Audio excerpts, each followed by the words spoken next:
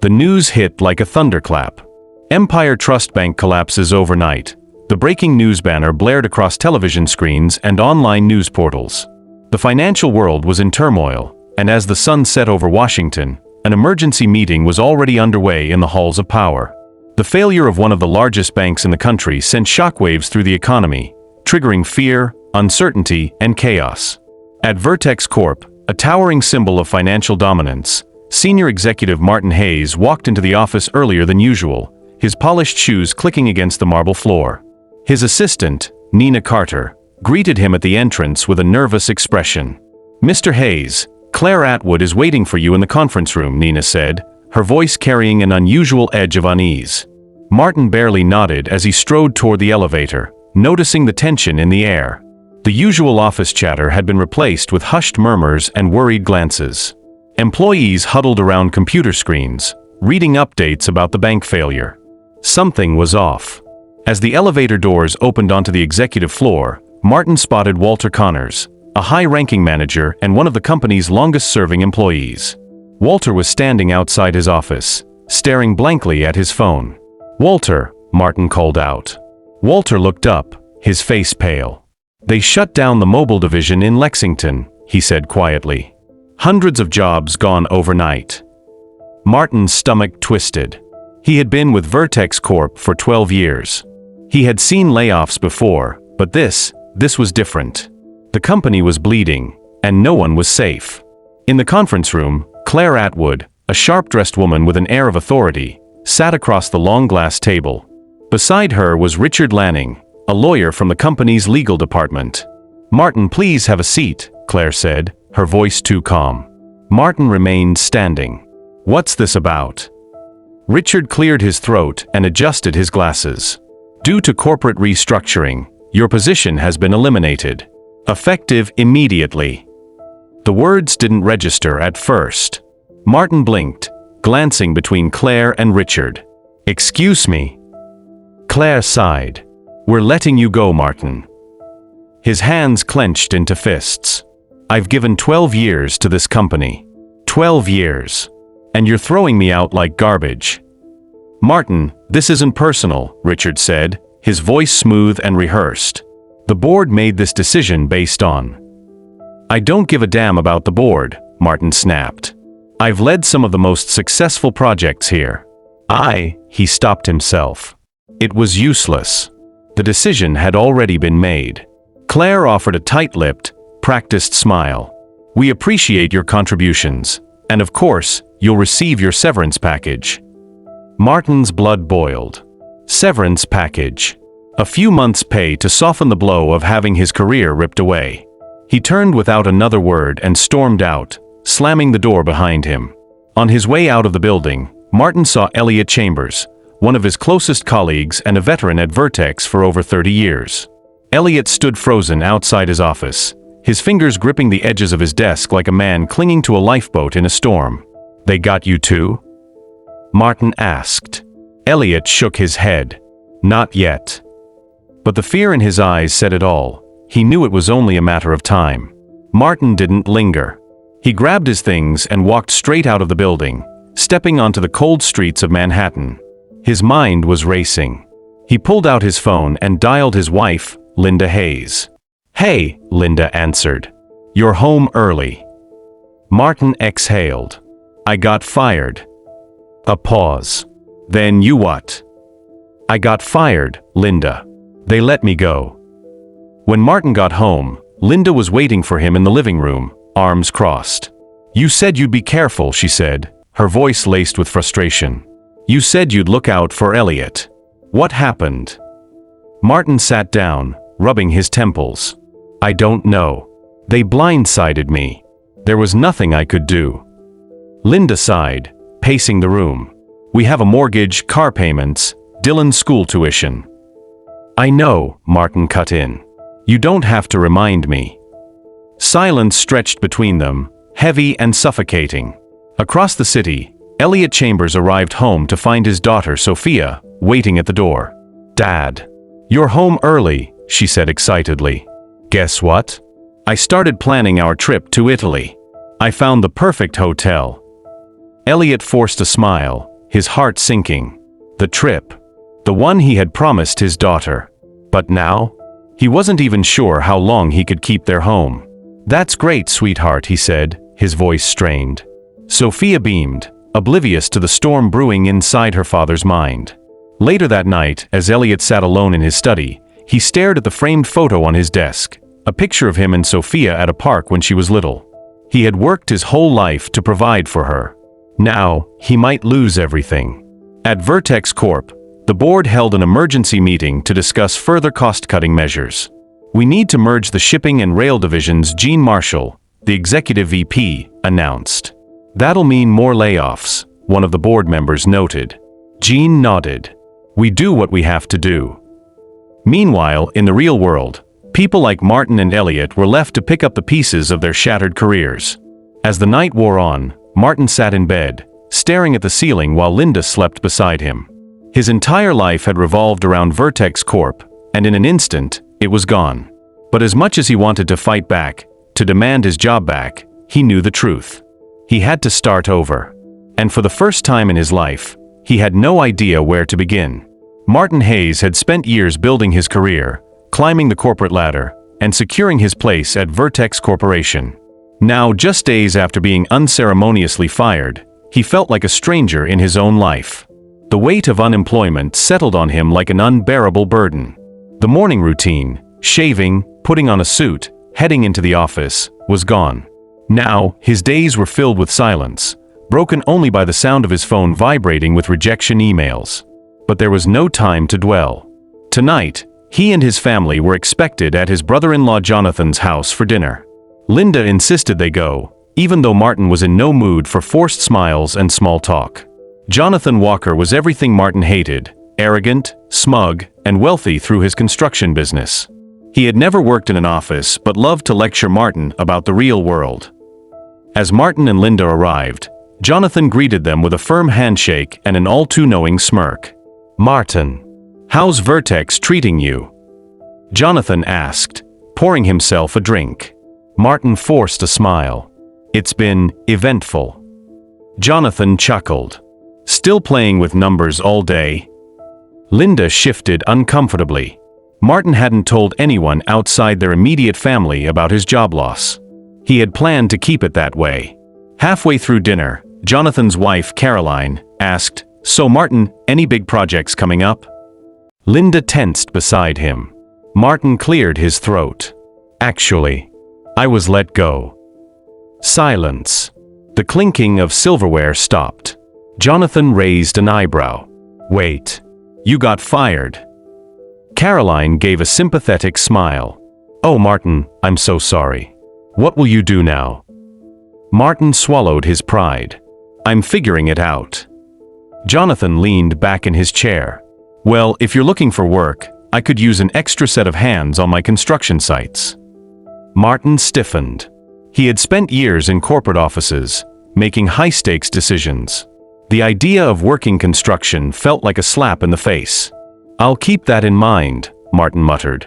The conversation moved on, but the damage was done. Martin felt exposed, humiliated. As they left, Linda sighed. "You should have told them sooner." Martin didn't reply. Meanwhile, at a corporate gala, Gene Marshall, Vertex's executive VP, stood on stage, addressing a crowd of wealthy investors and business leaders. "Despite these uncertain times," he said with a smile, "Vertex Corp is expanding. Our growth is stronger than ever, and we continue to drive innovation."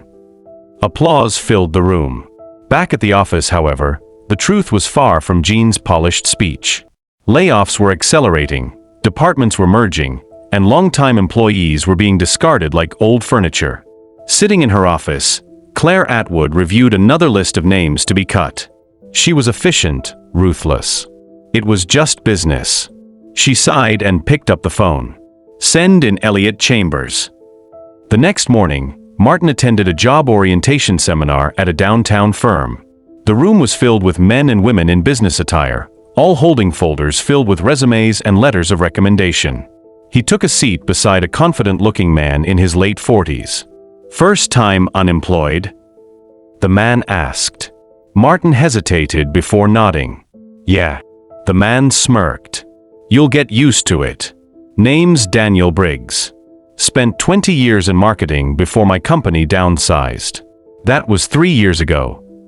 Martin frowned. 3 years. Daniel shrugged. You'd be surprised how fast time passes when you're job hunting. Fear and anxiety drive this whole system. The higher up you were, the harder you fall. Martin wanted to believe he wouldn't be like Daniel, but doubt gnawed at him. When the seminar ended, he checked his phone. No responses.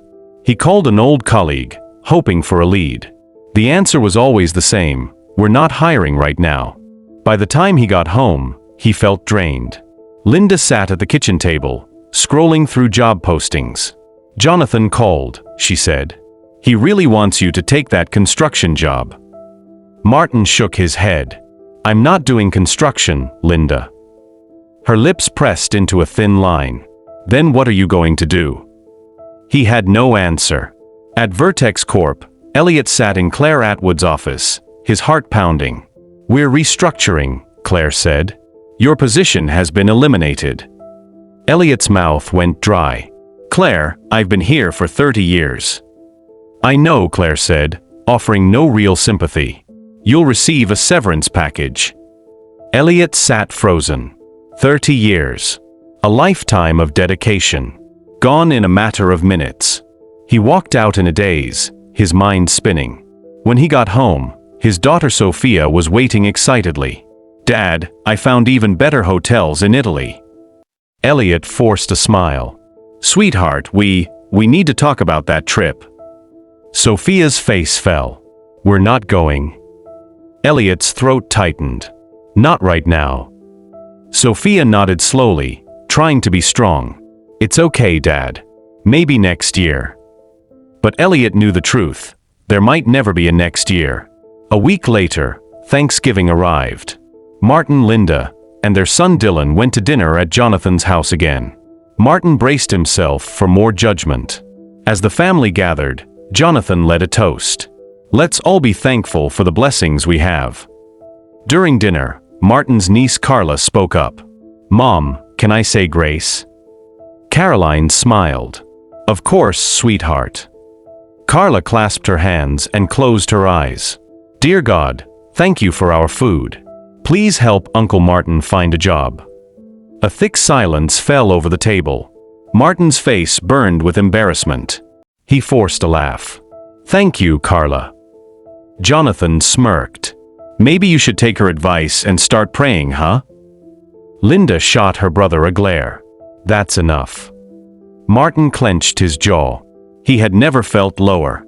As dinner ended, Gene Marshall sat alone in his office at Vertex, sipping whiskey. The layoffs were wearing on him. Was it worth it? He muttered to himself. That night, Martin lay awake in bed. His world was unraveling. His career was gone. His family was losing faith in him. Something had to change. But to rebuild his life, he'd have to make a choice: swallow his pride or let everything crumble around him. And for the first time, he wasn't sure if he was strong enough. Martin Hayes woke up to the sound of his alarm, out of habit more than necessity. He stared at the ceiling, exhausted. Unemployment had turned his days into a monotonous blur: rejection emails, unanswered calls, and the slow erosion of his self-worth. Linda was already up, getting Dylan ready for school.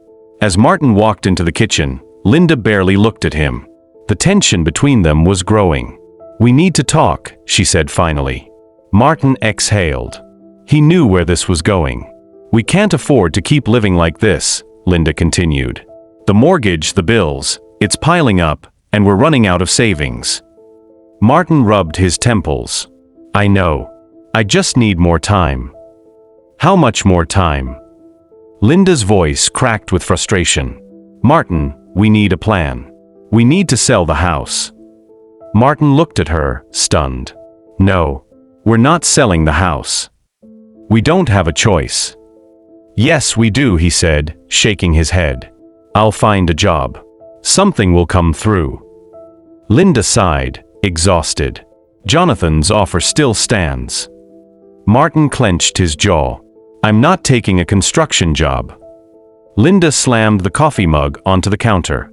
Why? Because it's beneath you. Martin's silence was enough of an answer. She stepped closer, her eyes filled with hurt. You're not the only one suffering, Martin. We're all drowning here.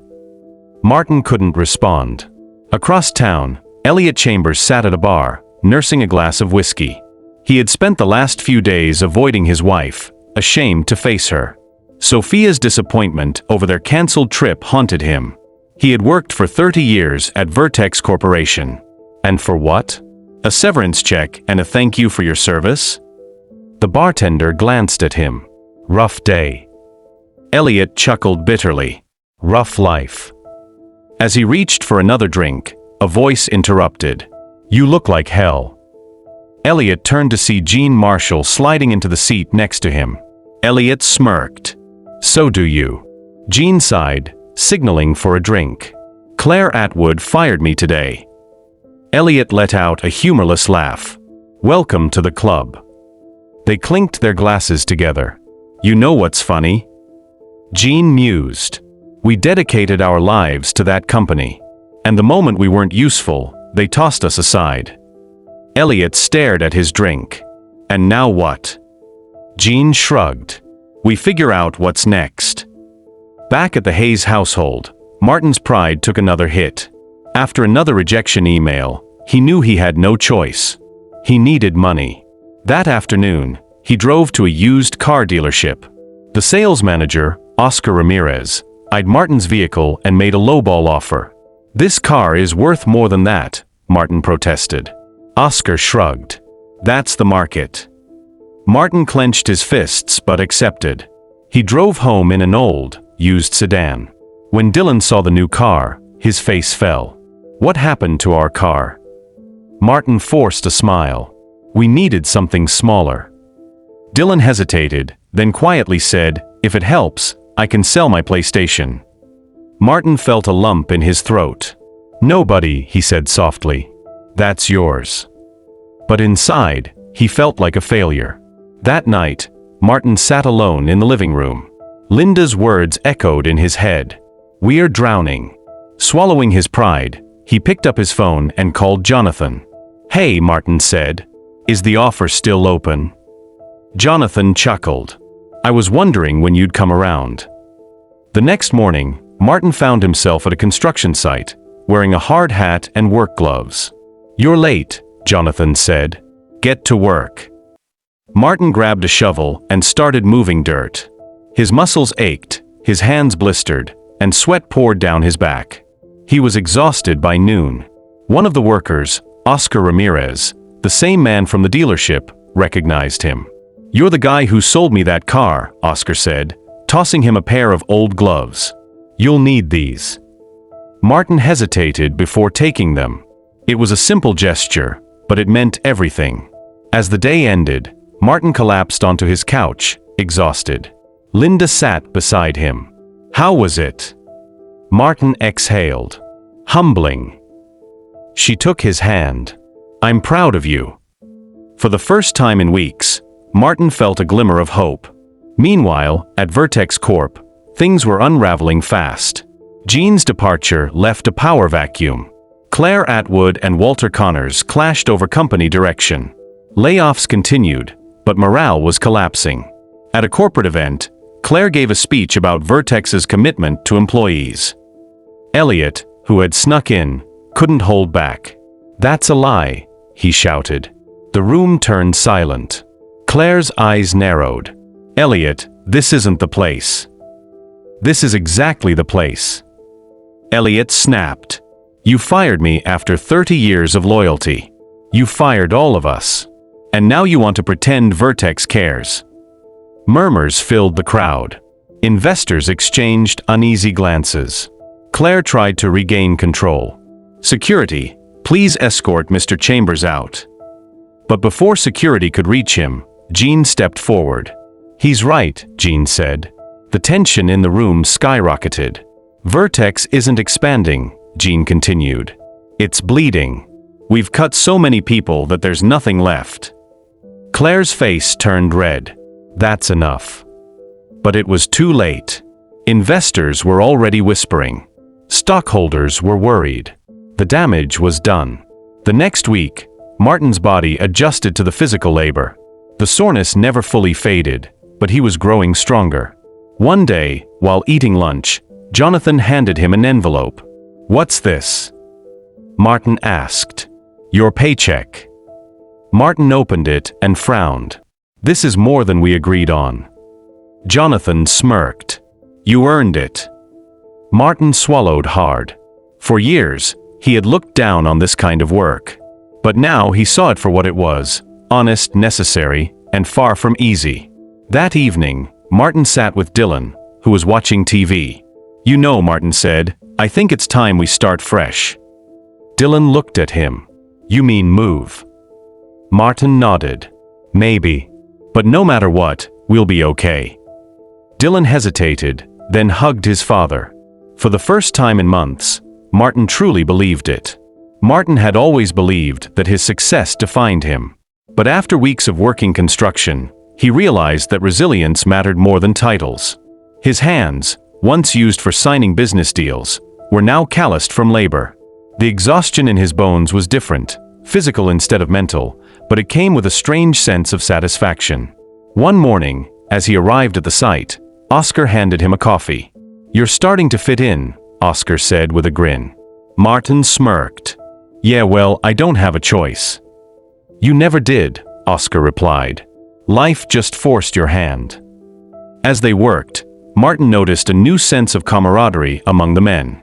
Unlike the corporate world, where people schemed and backstabbed, these workers looked out for one another. There was no competition, only survival. At the end of the day, Jonathan walked over and clapped a hand on Martin's shoulder. "You did good today," he said. "Thanks," Martin replied. "You ever think about staying in this business?" Martin chuckled.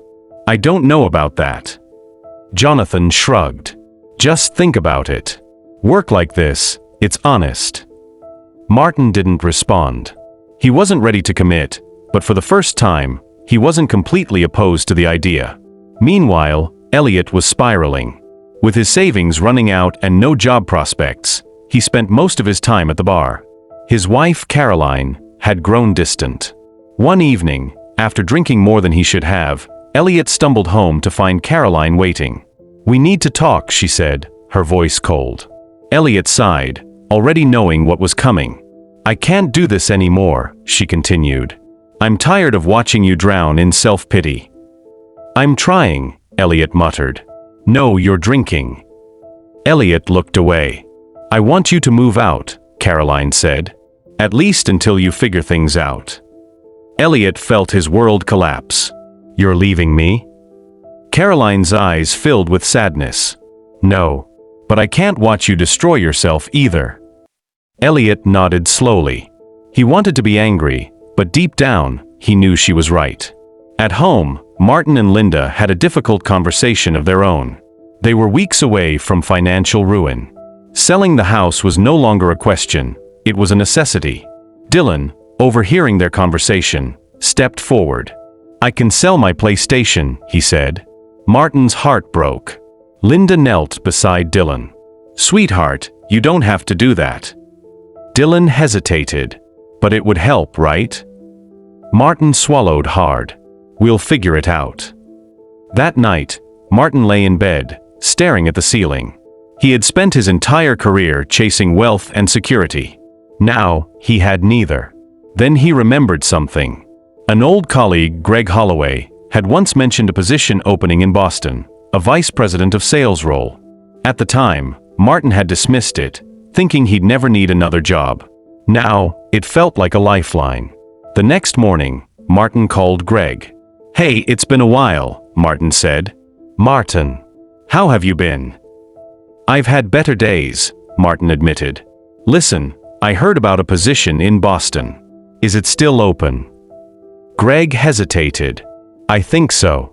Are you interested?" "Absolutely." Greg sighed. "It's a long shot, but I'll see what I can do." It wasn't a guarantee, but it was something.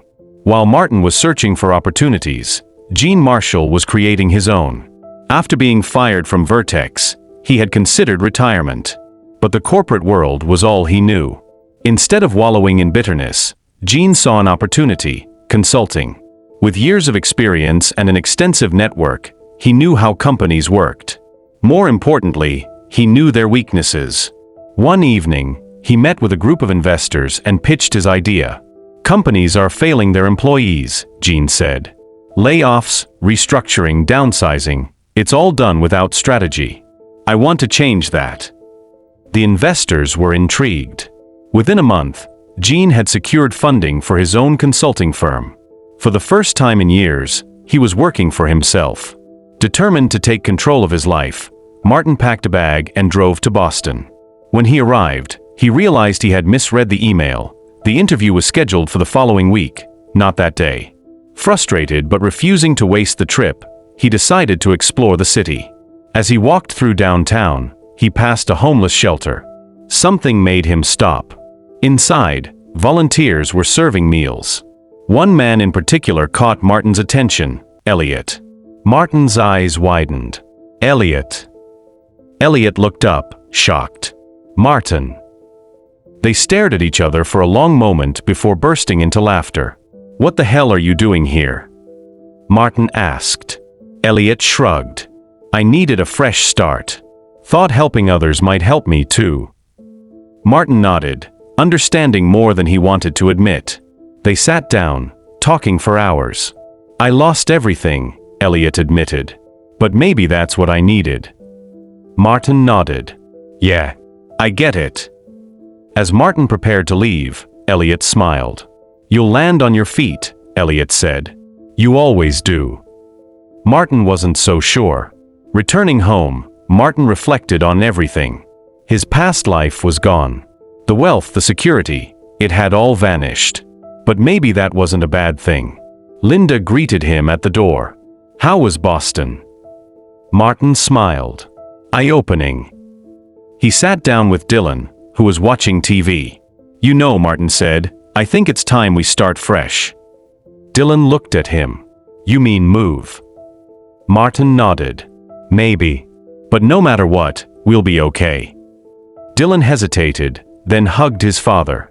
For the first time in months, Martin truly believed it. The for sale sign stood in front of Martin's house like a final nail in the coffin of his old life. A few months ago, he would have done anything to avoid this moment. But now, as he handed over the keys to the realtor, he felt a strange sense of relief. Linda stood beside him, watching the movers load the last of their belongings. "Feels unreal, doesn't it?" Martin nodded. "Yeah, but maybe it's for the best."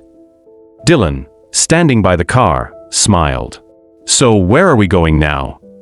"Wherever life takes us," Martin said.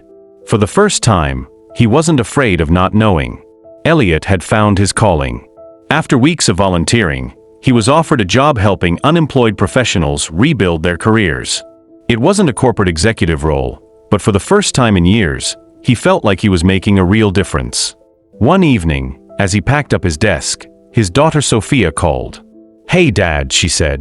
"I know money's been tight, so I've been thinking, we don't have to go to Italy. We can do something smaller." Elliot felt a lump in his throat. "No, sweetheart. We're still going. It just might take a little longer." She smiled. "That's okay. As long as we go together."